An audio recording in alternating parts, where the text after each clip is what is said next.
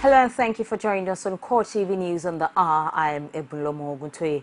Nigeria's President Muhammadu Buhari, after arriving in the U.S. with some governors and other dignitaries while having the first round of discussion with U.S. President Barack Obama, saw talks on a joint fight against the insurgents, corruption and other vices ravaging the country. Nigeria will remain ever grateful to President Obama and the United States for backing Nigeria to consolidate its gains on democratic system. The visit of the Secretary of State when he visited Nigeria to see the president, the former president of Nigeria, see the chairman of Independent National Electoral Commission, Professor Jega, and so the opposition was very clear and a positive trend that saw us through for this credible election we had. And the maintenance of pressure by United States, mainly, and Europe, to make sure that the elections were free, fair, and credible, led us to where we are now. It would have been almost impossible if the United States did not maintain the pressure on the former Nigerian government that they will not accept anything less constitutional as far as the processes of the elections are concerned.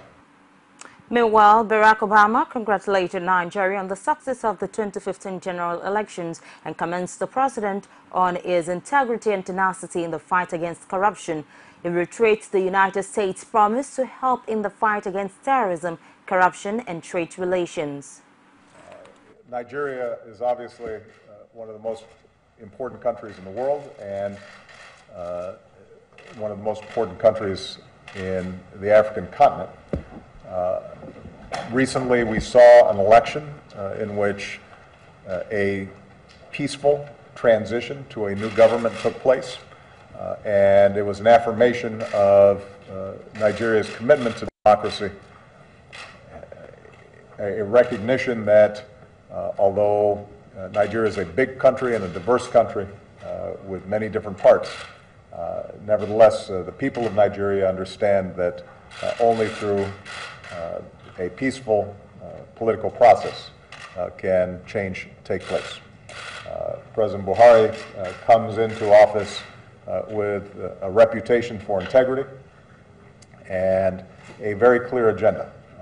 Very concerned about the spread of Boko Haram and the violence that's taken place there and the atrocities that they've carried out, and has a very clear agenda in defeating Boko Haram and extremism of all sorts inside of his country.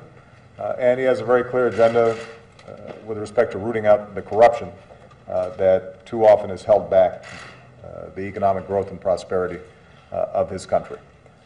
On both these issues, we're looking forward to hearing more about his plans and how the United States can partner. President Muhammadu Buhari says the continued pressure on the immediate past administration by the United States and some European countries makes the general elections in Nigeria free and fair.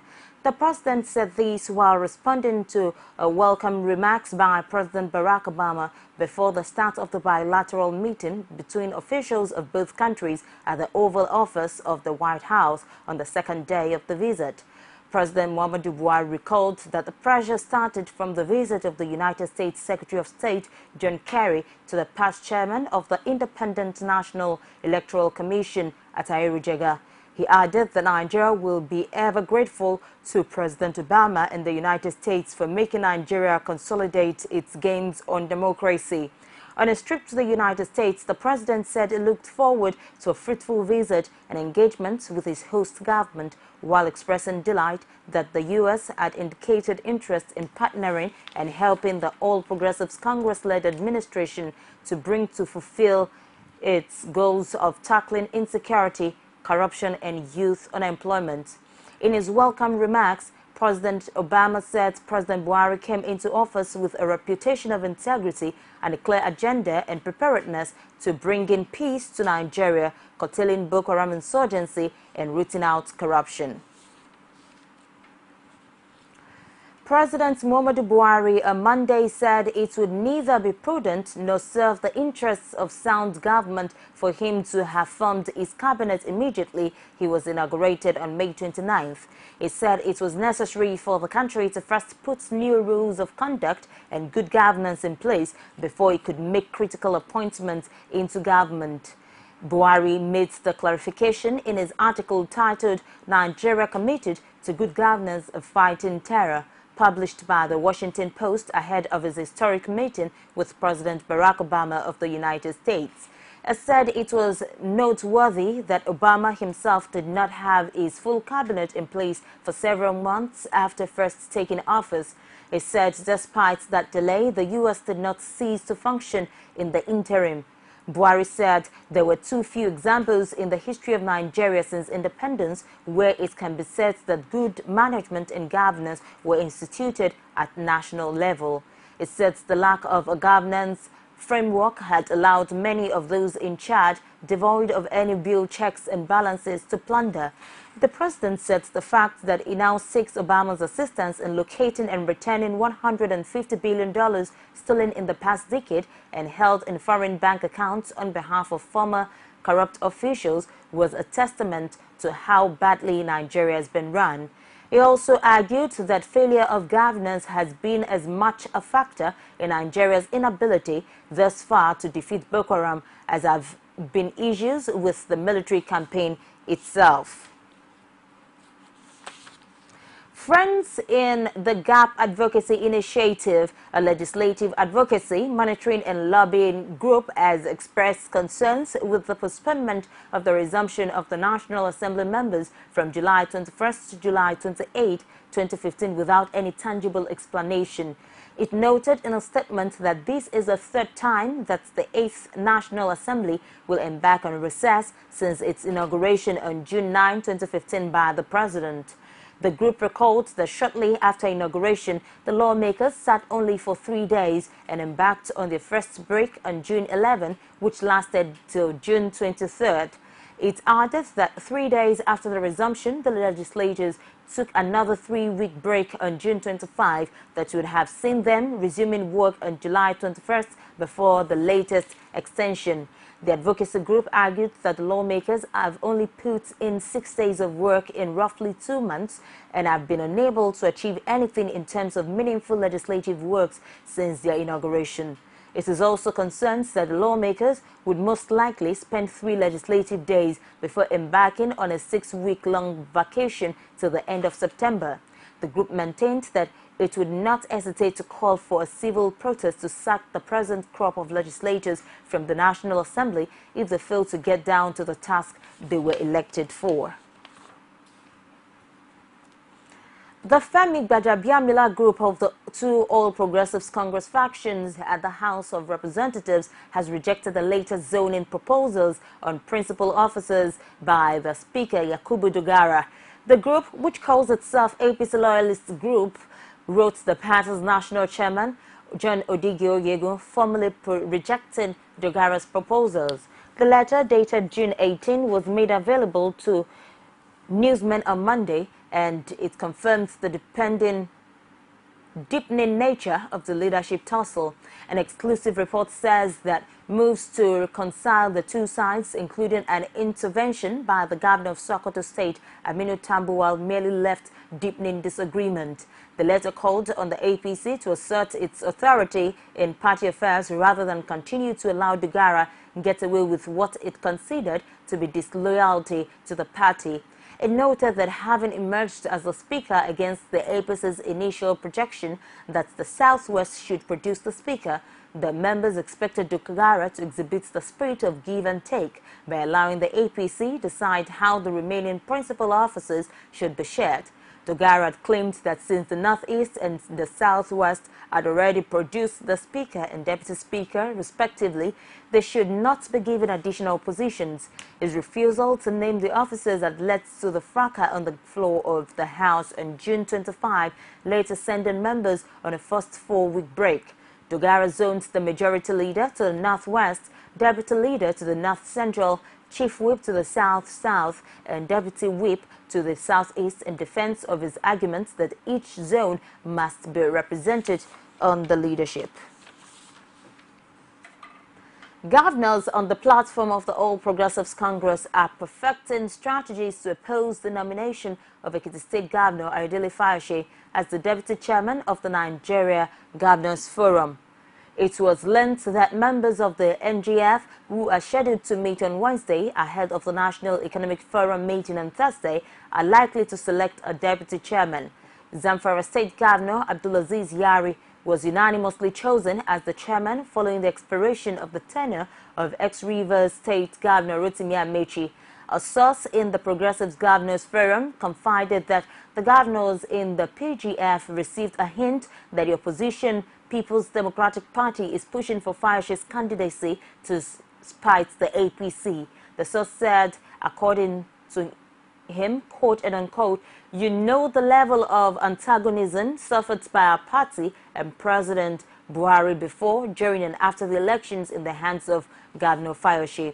Those opposed to Fayose argue that his kind of politics is divisive and should not be allowed to take the center stage. They recalled his stiff opposition to Buhari, especially during the presidential campaigns and immediately after the victory of the APC.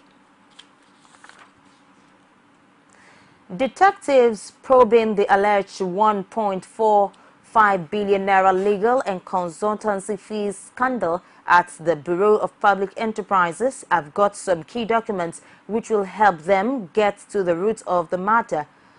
The BPE is insisting that the legal contract was valid because ex-President Goodluck Jonathan approved it based on a memo from ex-Vice President Namadi Sambo, who was the chairman of the National Council on Privatization.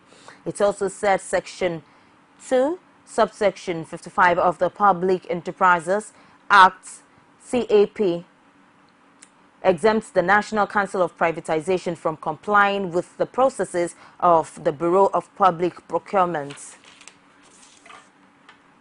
It's the CoreTV News on the hour. We'll take a break and return with more reports.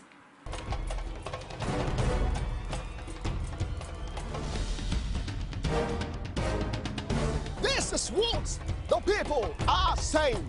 You don't run a big economy with generator. They need to do more in terms of energy and power. Many things to do for this Nigeria about lights, water, and new TT. For Nigerians that are not gullible, we know that good laws have done nothing good for this country. Buhari won the election convincingly. Talk to our husband that you should keep promise about what you said, and because people are watching you, you know, another election is coming. But so, some people will stand for Yoruba land. Will be strong man. We don't die. This nation is moving forward. The best is going to take place. The people giving voice to the voiceless. Many thanks for being there with us, and for more on CoreTV News, you can visit our social media platforms on Facebook, facebook.com/CoreTV News, our Twitter handle @CoreTV News NG, and on YouTube, youtube.com/CoreTV with a space then news. The People's Democratic Party in Kwara State has accused the state government of diverting the over 2 billion naira bailout fund it received from the federal government, but the government dismissed the allegation as baseless. The PDP, in a statement by its spokesperson Rex Olawoye, alleged that the diversion was criminal, insensitive, and a negation of the spirit behind the fund's release. The senior special assistant to Governor Abdul Fattah Ahmed on Media and Communications, Muhyiddin Akorede, said Kwara only received its share of the Nigeria liquefied natural gas dividend recently distributed to all tiers of government. Governor Ahmed dismissed PDP's allegation as untruthful, saying the government had not received the bailout from the federal government. Ahmed clarified that the 2.1 billion naira NLNG dividend was inadequate to cover the monthly obligations, which it put at 2.6 billion naira. The Yobe State Police Command on Monday said 8 persons were killed in an explosion at a police checkpoint in Damaturu, the capital of the troubled northeastern state, by suspected Boko Haram men. According to the police public relations officer, Yobe State Police Command, Toyin Gbadigeshi, who confirmed the attack to journalists, 8 persons were killed on Monday in Damaturu during a bomb incident carried out by suspected members of the dreaded sect Boko Haram. It said 3 policemen and 5 suspected members of the insurgents died during the explosion, which occurred around 11 a.m. He also said 2 more security personnel are currently at the Damaturu Specialist Hospital receiving treatment. Gbadigeshin said 2 cars suspected to be carrying explosive devices were apprehended and in the process of looking for enforcement to convey the suspects to the State Police Command. The suspected terrorist triggered the improvised explosive devices, which killed 5 persons on the spot, while 3 more died later in the hospital. It called on the people of the state to be watchful as the terrorists seem to be on the rampage over the past few days. Monday's suicide bomb attack came 3 days after a twin bomb blast killed 15 people in the same town during Eid al-Fitr celebration. The Economic and Financial Crimes Commission has concluded plans to commence the probe of the former President Goodluck Jonathan with investigations into the financial transactions of his ministers and aides. Reports has it that the chairman of the commission, Ibrahim Lamode, had already directed that all petitions against former public office holders at the federal level should be forwarded to him to be acted upon. Findings showed that former ministers, special advisors, heads of parastatals, and those of other federal government agencies would be invited for interrogation by the EFCC in few weeks from now. Also, that the anti-graft agency would focus on those whose establishments attracted huge allocations from the federal government when Jonathan was in power. Such ministries and agencies, including Defense, Petroleum, Resources and Power, will be probed. The Inspector General of Police has assured the Governor of Plateau State of the continuous police commitment in order to allow for peace and development in the Middle Belt State. Plateau State, which was recently hit with a twin bomb explosion that has consumed over 40 lives, has been on the receiving end of communal clashes in the struggle for arable and grazing land between herdsmen and local farmers. Governor Simon Lalong, who received the ID in his office, made some requests to the police. To come and first commiserate with you about the incident that happened about 2 weeks ago. I was very, very worried when it happened because we've had about 13 cases of bomb incidents since the insurgency started.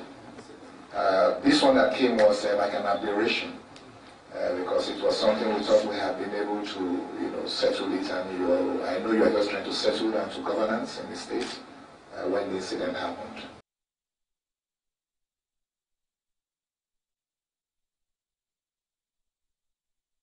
Public servants in Ondo State are to begin an indefinite strike on Wednesday if the government fails to pay all outstanding salaries and deductions. The workers, through the state chairman of the Joint Public Service Negotiating Council, JNC, Sunday Adeleye, said the 7-day ultimatum given to the government had expired. Last week, the workers issued a 7-day ultimatum to the government to pay their entitlements. They said cooperative societies were no longer functioning due to unpaid deductions. The ultimatum was contained in a statement by Adeleye after a meeting with labor leaders. Adeleye in the statement said the non-payment of deductions showed that the government was insensitive to their plight. Stranded patients at the Federal Teaching Hospital, Ido-Ekiti, have made a passionate appeal to resident doctors nationwide to call off its ongoing strike in order to save lives. CoreTV News crew carried out an assessment of the 7-week-long strike embarked by the doctors over the unpaid dues by the federal government and reports the impact of the strike and the standoff top management of the hospital. Rashid has more. The strike embarked upon by resident doctors in the federal teaching hospitals of the country no doubt has its far-reaching effects on the healthcare services. At the Federal Teaching Hospital Ido-Ekiti, only few medical consultants were cited attending to patients, while new patients, including those in critical conditions, were reportedly turned back as there were no doctors to attend to them. Patients at the receiving end have called on the federal government and the doctors to reach an agreement in order to avoid further loss of lives in the hospital. Most people bring emergency to this hospital. So, and I think if they come here and there is no doctor to attend to them, it can cause another problem. It may lead to death. Because of the masses, poor masses, they should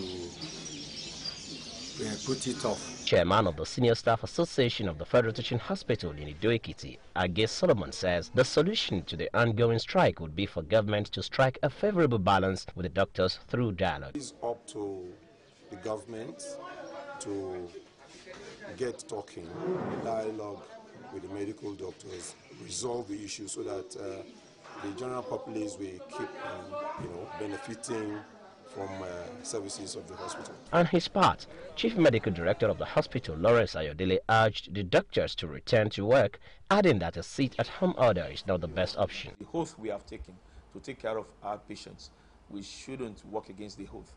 So I think we render essential services, and so we are not expected to abandon our duties for whatever reason. My own appeal to my colleagues is that they should come back to work, because I know that these monies will be paid. While doctors remain in strike without any clear-cut time on when the action will end, patients remain hopeful that the resident doctors will heed their plea and resume work. Rashid for TV News, Ido-Ekiti. We'll take another break now and return with stories from outside Nigeria. Don't go away.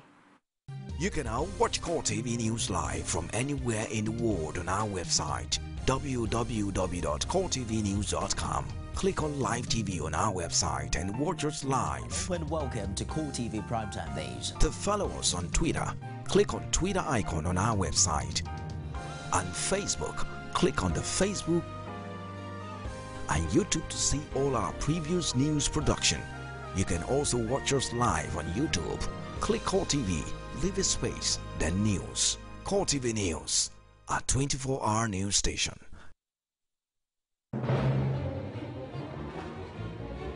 Is it crazy or autocracy? Or what type of crazy is that? Except crazy. News making the headlines. Black Maria is to carry criminals, treasure looters that are in government today. Sometimes it gets confrontational. Slap you in the face. They don't put words into my mouth. Whatever it is that will bring our military to disrepute, I said to hell. On Core Digest, I want to know why I should be believing them. Every weekday, we bring all of these together and take them to the court of public opinion. Everybody has the right in Nigeria, where you are the judge. The UK Prime Minister has launched a 5-year plan to defeat Islamist extremism, saying it is time to counter an ideology that has attracted so many young people to the Islamic State of Iraq and the Levant group. In a wide-ranging speech, David Cameron also announced new powers designed to put those who radicalize young people out of action, together with plans to allow parents to cancel their children's passports to prevent them from traveling abroad to join a radical group. The measures are meant to crush the infrastructure that has made it possible for as many as 700 young Britons to join armed groups abroad. It said Cameron spoke at a group in Birmingham, a center of the Muslim community in Britain. It said it was time to counter the narrative that has attracted so many young people to the ISIL, also saying Britain must glamorize such groups by making the young aware of the stark reality of life under their control. Polling stations have opened in Burundi's controversial presidential elections, with Pierre Nkurunziza widely expected to win a third consecutive term. Shortly before voting started on Tuesday, at least 2 people, a policeman and a civilian, were killed, according to witnesses, in a string of explosions and gunfire in the capital, Bujumbura, the epicenter of 3 months of anti-government protests. Reports say that one of the opposition members was also killed overnight in the city's Inyakabiga neighborhood. The incident prompted a big crowd to gather there in protest in the morning. About 3.8 million Burundians are eligible to vote in the polls, which the opposition and civil society groups are boycotting, claiming they would not be free and fair. The opposition have denounced the candidacy of the incumbent president as unconstitutional and a violation of the 2006 peace deal that ended a dozen years of civil war and ethnic massacres in 2006. The nation's constitutional court has ruled in the president's favor, however, maintaining he is eligible for a third term because he was chosen by legislators and not popularly elected for his first term.